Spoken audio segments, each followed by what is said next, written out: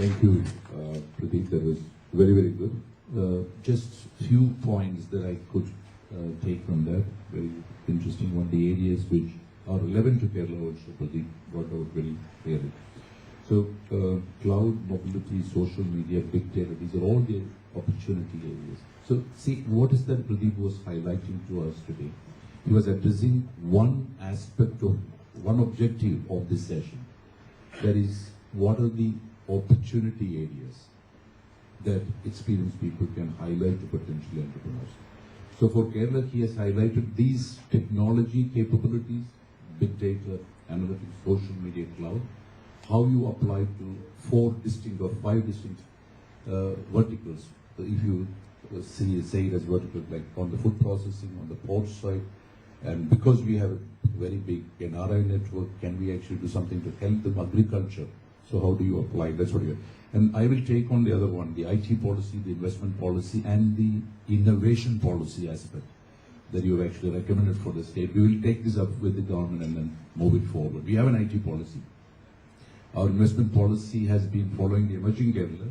What we have come out is most of the states have something called a single window clearance when investment is coming to a state. But in almost all the states, it is nothing but a single window where you collect the application. You have to go to at least 25 other windows to get the clearance. So in Kerala, we are really trying to make it as a single window, at least for the select projects. So we created a 3-tier one. It's like an empowered group of ministers, chief minister and the 8 ministers, then the chief secretary and the concerned departments. And then there is an investment promotion board that's being constituted. So I think we will take it there. Okay, thanks, Pradeep. So may I now invite the next speaker, please? We have with us here Sri Aravind Venkateshwaran, Senior VP of Geodesic Limited. Aravind has 20 years of senior management experience in both entrepreneurial and corporate executive roles, including advising on business strategy to multiple Silicon Valley startups, VCs and private equity firms related to M&A and venture activities. His expertise is in the area of technology, media and telecommunications with a focus on the mobile wireless segment. Since 2008, Aravind has served as a visiting professor at the National University of Singapore, where he mentors startup companies incubated by NUS and lecture courses on entrepreneurship, sales and marketing strategies. Aravind has an MBA from the MIT Sloan School of Management and an MS in Electrical Engineering from Syracuse University, New York. Welcome, sir.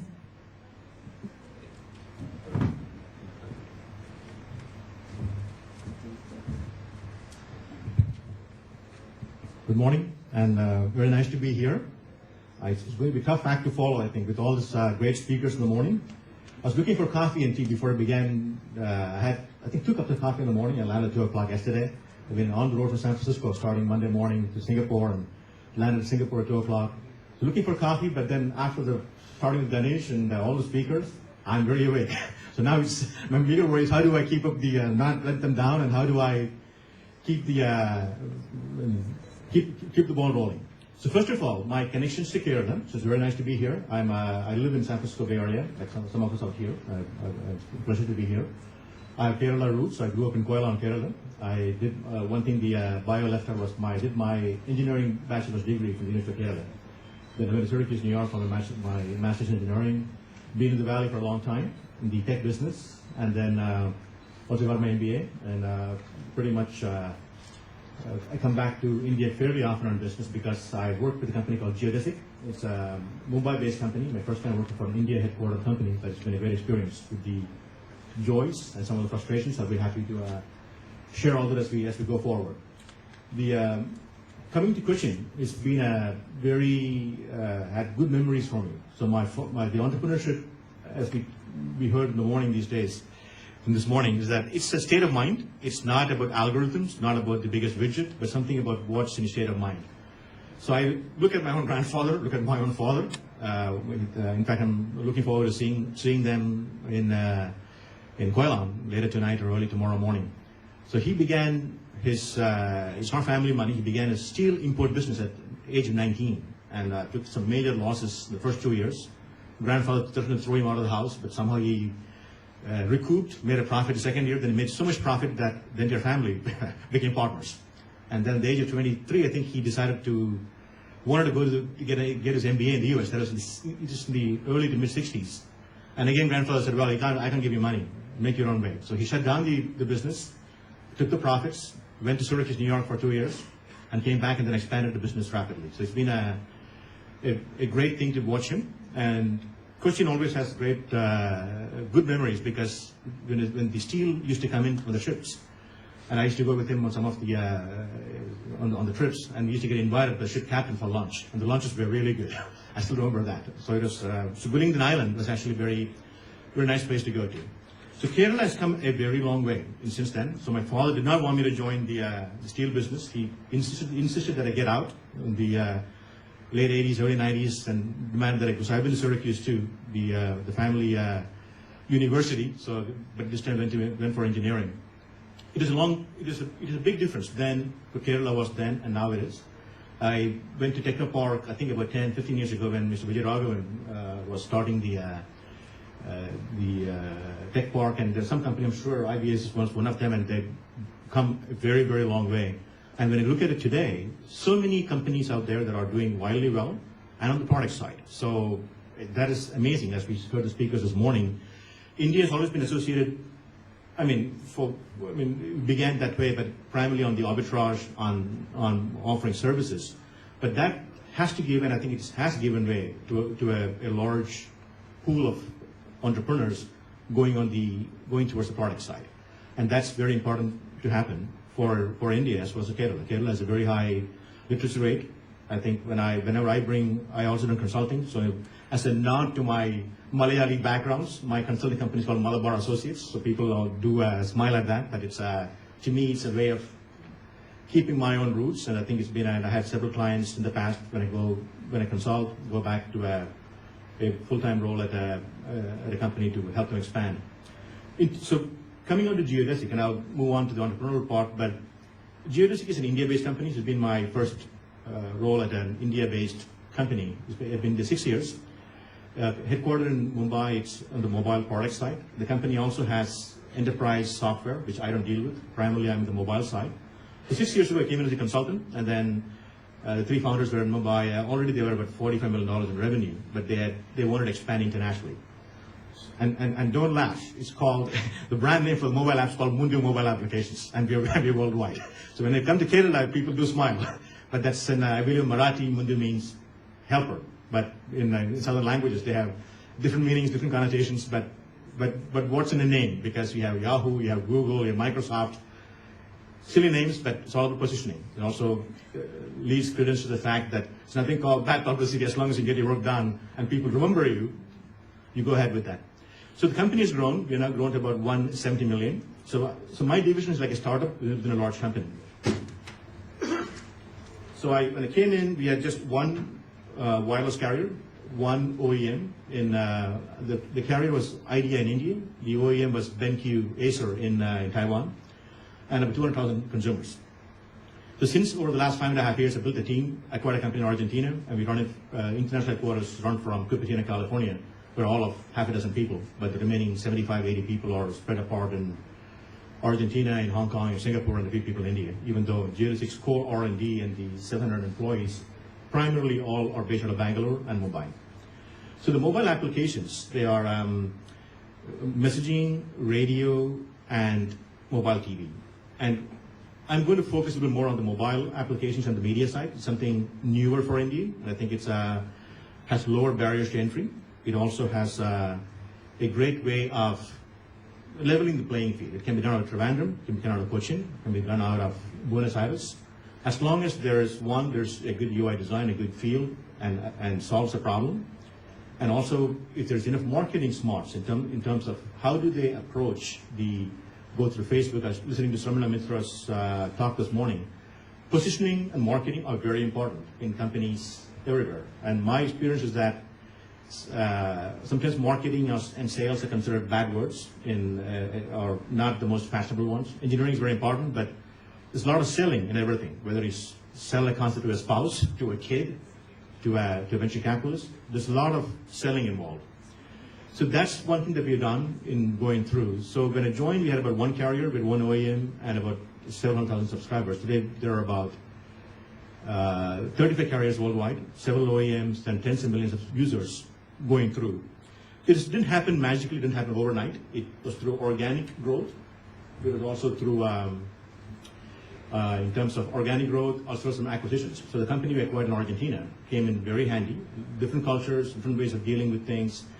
It reminded me of a little bit of Kerala in terms of, at least in days of old, where the government of Uruguay and Argentina told me clearly that the minimum raise for any employee was 12% every year, regardless of performance. And those actually perform more actually got better. So it's a very interesting way of dealing with different cultures. So in terms of the apps, it was a lot of, it was interesting to come back to India 5 years ago and have a chat with the board and see what they wanted to do. The goal was international growth. We want to grow internationally. We are doing well in India, but how do we compete internationally? And it's interesting for me to see how my own path is taken in the last several years in figuring out how do I take that from the homegrown company and take it worldwide. So the radio app competes with the likes of Spotify, with Pandora, if you heard of Pandora, Spotify, and other iHeartRadio, and there are also several others out here, like Savan and others. They're homegrown, they are come up in the last 2-3 years.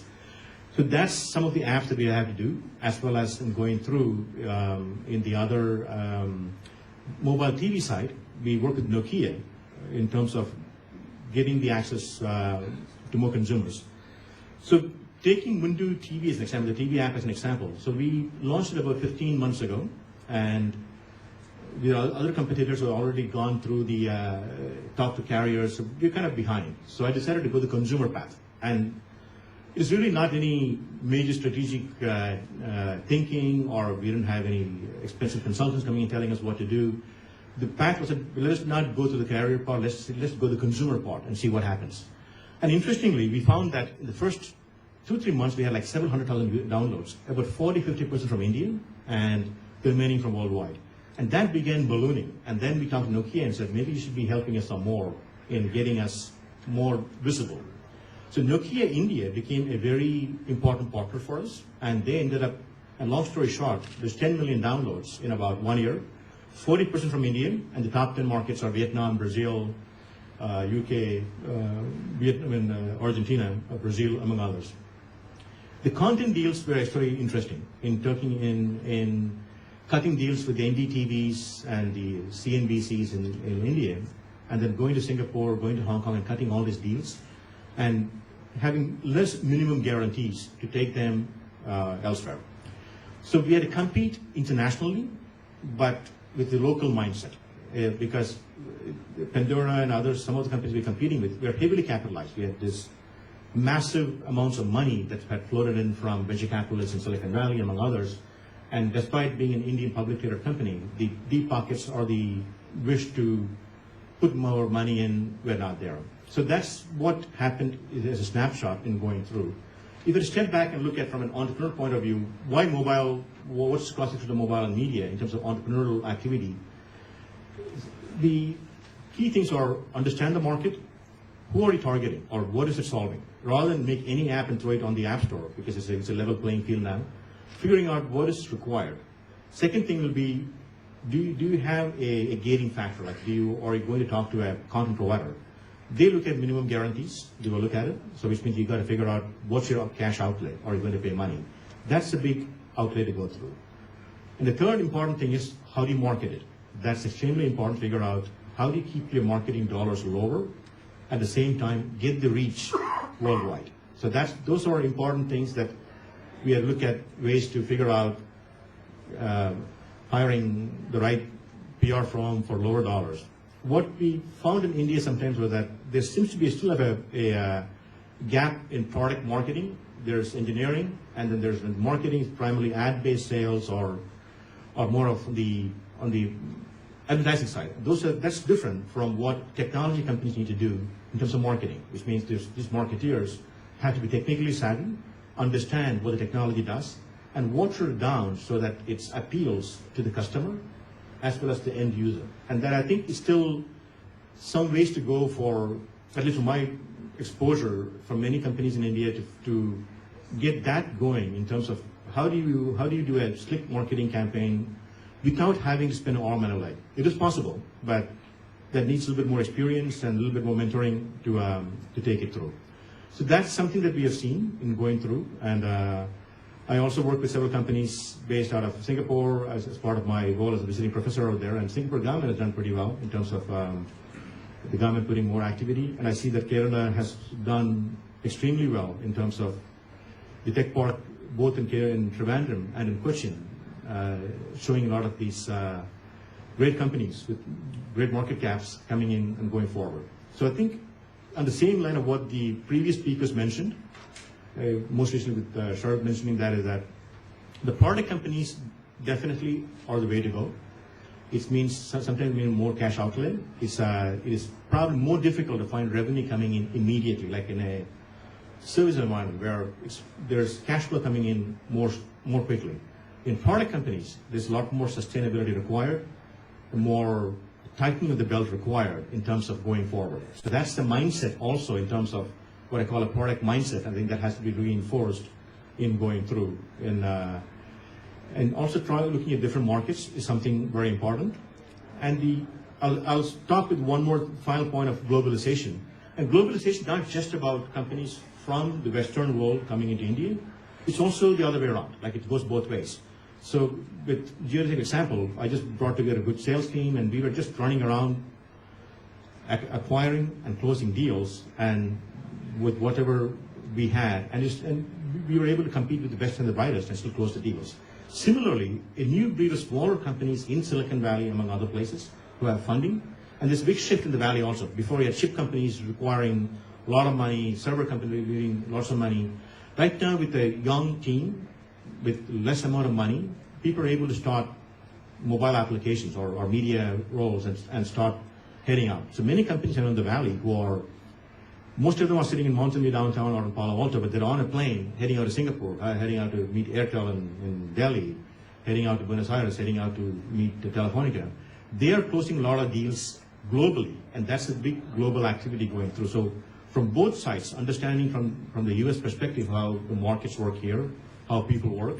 At the same time, from the side from the eastern part, from India, also to understand how markets work, how to look at how to do the selling process, how to position the company, how to reach out in terms of marketing is very important. So I'll keep reinforcing the marketing and positioning in terms of for entrepreneurs to look at more carefully, because there's things that changed a lot from a lot of talented people of Indian origin settling in the US. There's things that's come a long way, but also in terms of dispelling stereotypes, in terms of coming across as products and positioning those products in the best way possible, very important.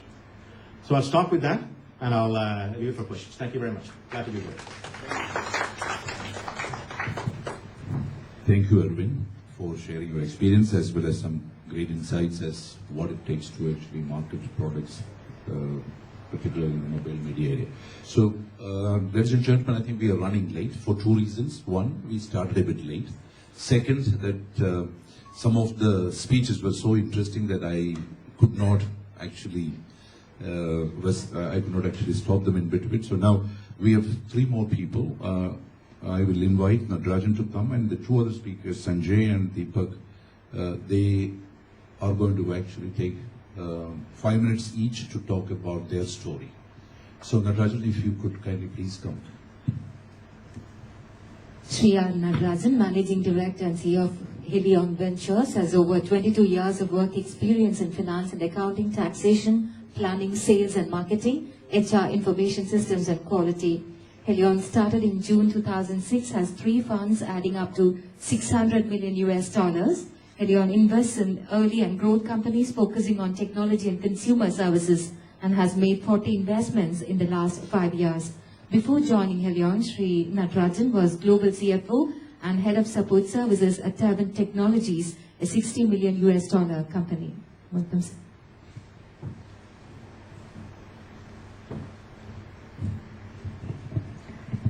Good afternoon. Actually, I was just telling Mr. Thomas that I am not a technology guy, so I am slightly an odd man out in this group. Okay, so we invest.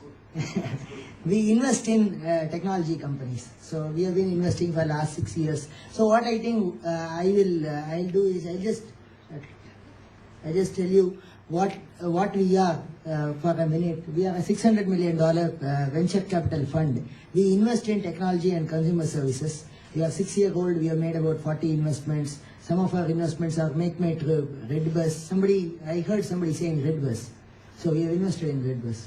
So and a bunch of technology companies we invest. So what I will quickly tell you is what we think the Indian startup ecosystem needs some improvement. So this is what is taken out from Zenov in terms of the talent, the legacy of entrepreneurship, how much India is lagging, how it is progressing compared to Silicon Valley or Israel. So if we really take up 3 things, one is this university industry collaboration. I think in India needs a big time improvement. Second is this mentorship culture, and third is this respect for failure. So in the next 5-10 minutes, I think we'll talk lot more in a simple language, because some of this technology stuff probably I think you know a lot more than me. So that is where I think we'll spend time. So I think that the challenges what the IT startups face today are wrong focus. So if you see, so we have seen in the last 6 years now, we have seen close to 6,500 proposals. Okay, so many people wherever we meet, so they will immediately like to exchange the cards to say that, see, okay, I have some idea, I will just approach you for funding. So so like that we have seen so many proposals, and if you see, most of these proposals are, we think that lot of technology focus. So a guy who is a technology guy, now he just wants to exhibit about his technology knowledge, domain, and whatever, with much less relationship to the business result, right? So I think that is one. Very few technology people we can say who has a business mindset. Then the other thing is lack of revenue models. If you see, most of these e-commerce company and all that are these social websites and all, no? You ask what is your revenue model, they will immediately say advertising, because that is the only thing lot of people know. I think there are a lot more revenue models. The second one is this human capital. So there is big scarcity, especially if you want to have an operation in US. The first thing is, should we hire people in US? And then most of us would have realized that hiring a person in US, of US origin, and managing him sitting in India is next to impossible. So that is our view, and then our experience in the last several company investments. And the third is this lack of beta customers. So me and one of my partner Ashish Gupta, so we used to have this chat, should we build a product company in India? How much product companies can be built in India? So our biggest challenge is, in India, we are all very, very impatient. Okay, so if you go to so you have a lot of talent who can build great companies, who can do a lot of product development, but you don't have beta customers. Okay, we are in a hurry, right? We have so much impatience, and we just want to take something what is already successful. Whereas if you see in US, that's why the people can build only product companies. Product managers want to sit with the customers to understand. They may have a lot of knowledge. If they have to customize it to their respective business, then they need to sit with the customer. So our customers don't have any time to sit with. So this is very, very important one. We think that I think it is an ecosystem need change. And the last is the understanding of the capital requirement. So people like Ganesh keep telling that don't give away too much equity to the venture capital. So most of the people take it seriously, and then they raise it very, very, very small amount. Okay, and then what happens that he really makes a plan with some 5 million cash requirement. Okay, and then when somebody keeps saying that no, don't give. Why are you giving so much? So this guy says, okay, fine, I'll raise 2 million. What happens at the end of that 2 million? He has not reached anywhere. He has not reached anywhere, and when he goes back, so actually it is like, I don't know what to say. So it is like when you pitch to the first VC, okay, I'll talk to you offline. When you pitch to the first VC, no, there will be many VCs who will be very excited. Okay, so at that time you end up raising small money, right? Then you become a failure at the end of 1 year or 2 years. Your money is lost. Then when you go, people know about you. So a lot of people will be very, very careful. So that is where is a challenge. That is where is a big challenge of raising money for the entrepreneurs. Take more in one go. Yeah. No, I'm just saying take the right money. Okay, so I also think that, so the other big thing in India is this angel network to VC. So the angels are a lot lesser in India. So if you really see, there are at a seed stage, at idea stage, you need angel investors. You don't need VCs. Okay, so but I think we thoroughly confuse between the angel, VC, private equity. There's a very, very thin line among all these three categories. Okay, so the VCs also do a angel business. They also do a PE. PE guys also do a VC. So it's a big mishmash. So what happens is, if you see in US, it is the developed market, the angel network to VC is 1:1 ratio. Here I think you have too many VCs, a lot less angels. Okay, so that is one ecosystem, this thing. And second is this government tax breaks. Most of you know that as a foreign investor, I think we have severe challenges. In one of the company, I must tell you, last year, September 30th, we signed all the transaction. The money was to be wired. October 1st was a holiday. And then, so we thought that we will wire it on October 3rd. October 2nd is also a holiday. September 30th night, the FDA policy was changed, saying that certain conditions need to be changed. That means that we need to rewrite the agreement. That rewriting of the agreement took 3 weeks. By the time we finished rewriting, the government changed the policy back. So again, we need to rewrite the agreement. So this is the discomfort for a foreign investor in terms of the clarity of the policies and all. And the last one, if you see this university industry collaboration, like I said, that see, there is a lot of job-focused stuff. So everywhere, I think, if you take a training company or any company in a university, so I think we are only focused on, I keep speaking in a lot of these universities and all. No? The first, the guy who will come and talk to me is the placement guy. So, sir, when can we come and see you for the placement? So you have 40 companies, so which all companies we can go? So their focus is only on that rather than a product development or an innovation and all. Some remedialship, actually, you know, I am a governing body member in TiE Bangalore. I am a treasurer of TiE Bangalore also. So we have a lot of, that is also there in Kochi. So a lot of mentorship session, and then we also have a lot of these SAG groups, special interest groups. In TiE, Kochi also I think you may have. So that is a really, really helpful one, this mentorship session and the SAG groups. And this spending time with the customers as to what they really look at is also another one. And some of the startups, I think, some of the opportunity, I think, are in this, which I think most of the people would not have even thought about is this public sector and defense, okay, energy and utilities. I was just to take a cue from what Sharad was saying, that this innovation, lot of us think that innovation is only in product. I think innovation is there everywhere. Innovation is there in pricing, innovation is there in execution. I don't know how many of you have traveled in this Dreamliner aircraft of Indian Airlines. Any of you have traveled? Very good. So there I have seen one thing very interesting, okay. In the windows, when you sit in the aircraft, there is a window and there is a shutter. So in this aircraft, there is no shutter. Okay, you can only change that light, that sunshine which is coming inside by way of an adjustment of a button. So this guy who was explaining, this staff, Air India staff, so I asked him, so what is the advantage? He said, sir, there are 2 big advantages, he said. So he said, you know, sir, when the plane is landing, we need to tell everybody, the staff has to go across all seats, please keep the window shutter on so that the bahar ka, that stuff comes out and all that. Okay, so they don't even know why they are doing it. That is because why that is being, because the power is getting conserved in that. So the staff didn't know the reason, but I think they keep telling this. Half the fellows don't do, and then the staff has to go. So I said, oh, that's it. He said, no, sir, there is a smaller benefit. The bigger benefit is because the shutters are not there. It seems the weight of the aircraft is significantly lower. And hence there is a big fuel efficiency for the aircrafts. So he said that Indian Airlines is going to Boeing, this is a Boeing, and 27 aircraft they are going to buy. And he calculated about 20% is a fuel saving between Bangalore and Delhi because of this weight reduction. I was shocked by that. Okay, so at that level, and just saying that and no other private airlines have bought this Dreamliner or something, but I will say I was very impressed by this stuff.